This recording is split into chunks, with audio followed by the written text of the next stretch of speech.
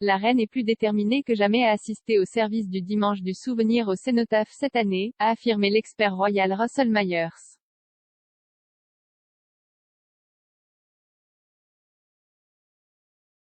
Sa Majesté est retournée au château de Windsor mardi après un week-end privé à Sandringham.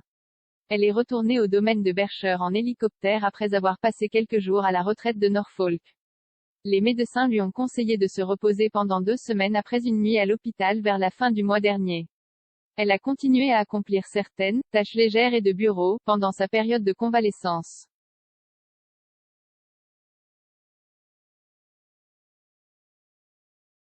On pense également que le voyage de Sa Majesté coïncide avec la planification des célébrations de Noël de cette année à Sandringham.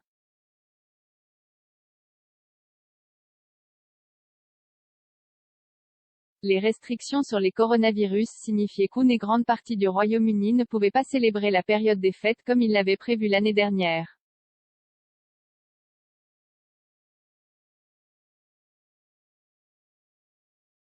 Le rédacteur en chef royal du Daily Mirror, Russell Myers, a déclaré à Pod Save the Queen que la reine avait invité toute la famille à Sandringham ce Noël.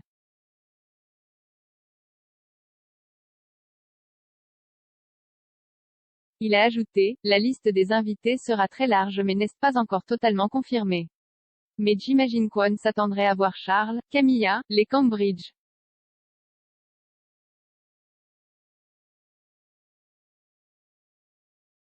Verrons-nous une apparition de Harry et Meghan et des enfants? On ne sait jamais.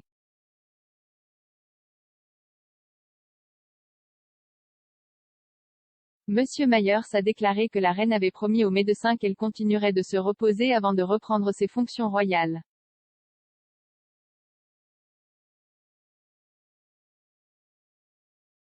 Il a ajouté qu'il fallait s'attendre à une réorganisation et à une réévaluation de son journal.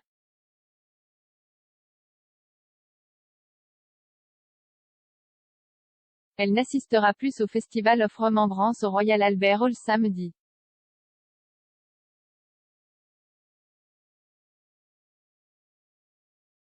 Cependant, Buckingham Palace a déclaré qu'elle avait la ferme intention de diriger le pays pour honorer les morts de la guerre au cénotaphe le dimanche du souvenir.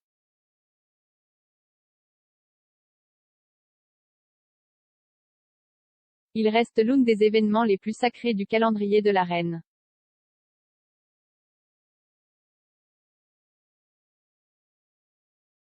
Les observances de l'année dernière ont été réduites en raison des restrictions liées au coronavirus.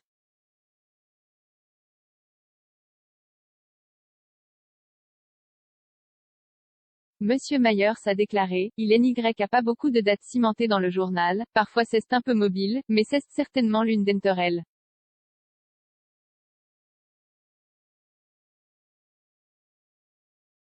Je pense qu'elle ne l'a raté que 6 fois, dont 4 parce qu'elle était en tournée royale et 2 fois, elle était enceinte.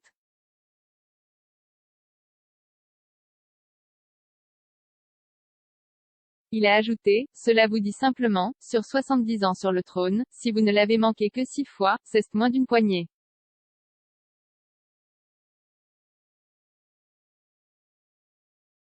Je pense qu'elle sera là dimanche prochain.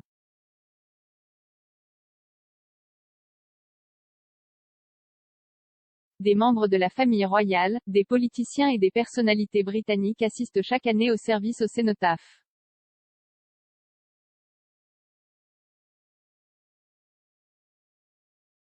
La reine porte toujours 5 coquelicots au lieu d'un. Buckingham Palace n'a, à ce jour, jamais confirmé pourquoi elle en porte autant.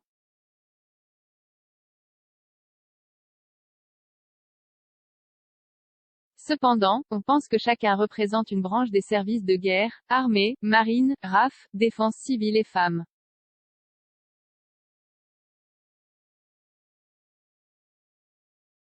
La reine est à la tête des forces armées britanniques, un rôle qu'elle prend incroyablement au sérieux.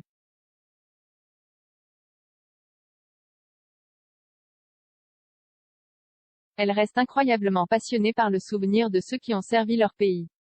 Son père, le roi George VI, a régné pendant la Seconde Guerre mondiale.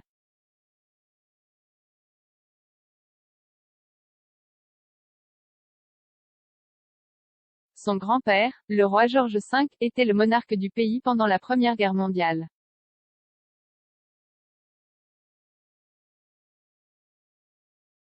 De nombreux membres de la famille royale actuelle ont servi dans l'armée, notamment le prince William, le prince Harry, le prince Charles et le prince André W.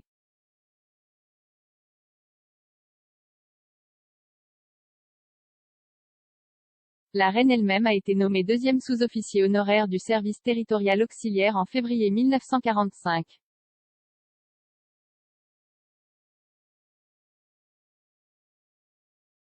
Elle a suivi une formation de chauffeur et de mécanicien, et 5 mois plus tard, elle a reçu le grade de commandant junior honoraire, l'équivalent féminin du capitaine à l'époque.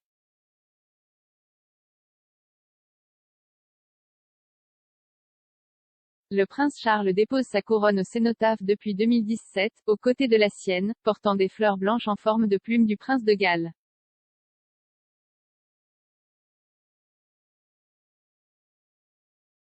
Le prince William, la princesse Anne et le prince Édouard déposent également généralement des couronnes sur le monument.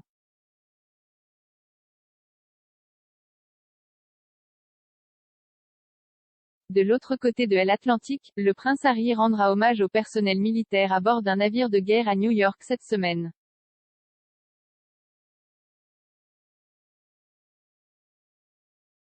Harry a passé une décennie dans l'armée et a effectué 2 missions en Afghanistan.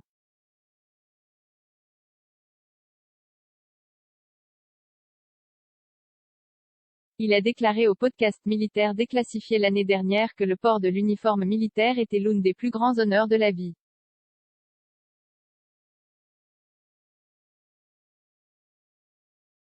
Il a ajouté, l'acte de se souvenir, est un acte d'honneur profond.